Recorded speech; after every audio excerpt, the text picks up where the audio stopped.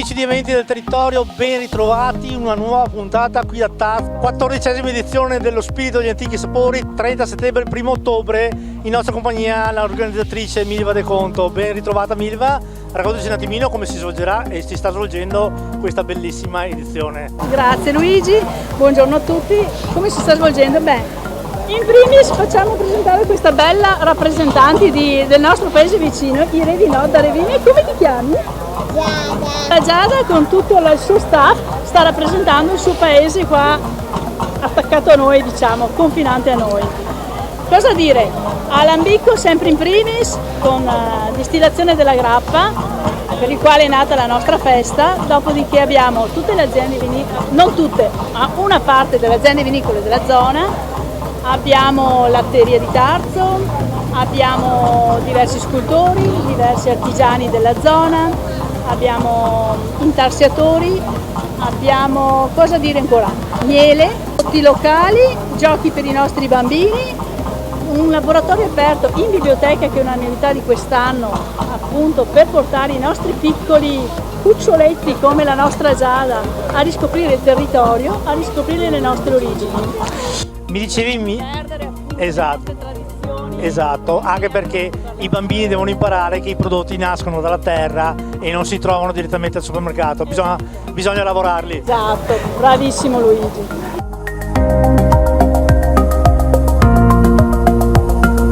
Milva, mi dicevi anche in questi pochi attimi che abbiamo avuto questa mattina di pausa un'edizione speciale da record. Esatto.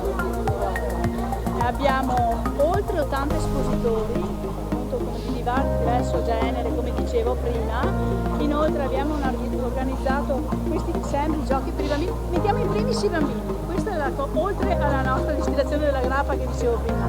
Fra i bambini è una cosa che ci teniamo, il nostro futuro, il nostro destino.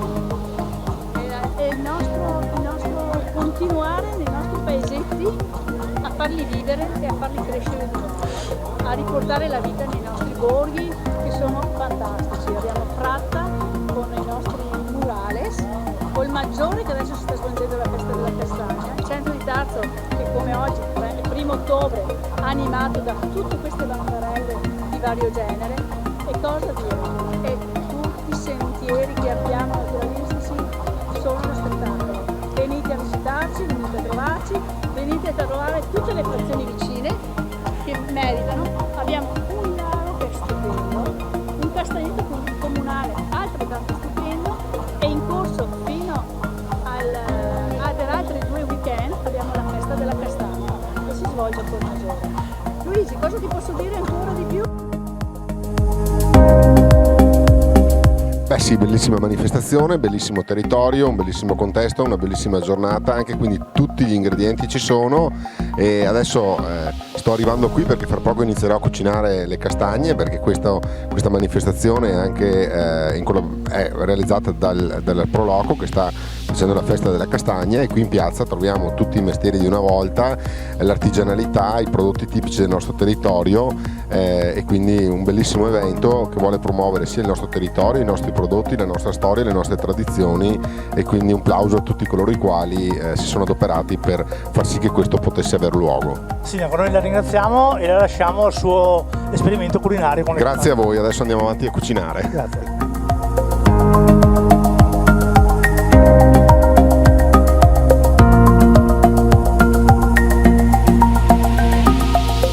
Dalla nostra piazza di Tarzo, tra l'altro, parte il trenino Il Puffetto che raggiunge le varie borgate del nostro paese come Nogarolo. Da Nogarolo poi si scende verso Fratta, la via dei Murales che è stupenda. Comunque chi vuole farci un giro abbiamo un paesaggio stupendo, racconta praticamente la vita mondana del paese.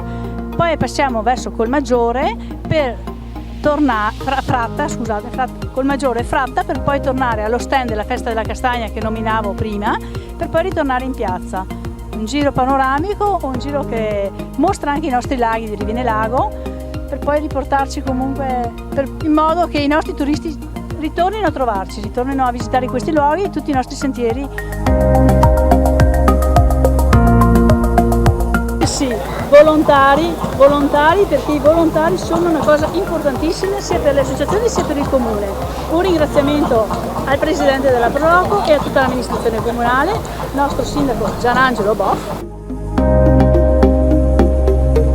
Milva, che dire, grazie ancora, ti lasciamo ai tuoi impegni, ma sicuramente andremo a vedere e spulciare qualche laboratorio, perché ne avevo visti parecchi, il norcino, fare il pane, sgrabbare la pannocchia e tantissime. E questa mattina c'era una fragranza di biscotti e questo pomeriggio ci sarà una fragranza di pane che esce dal nostro forno qua vicino, dove un esperto panificatore darà forma a delle pagnocchie di pane.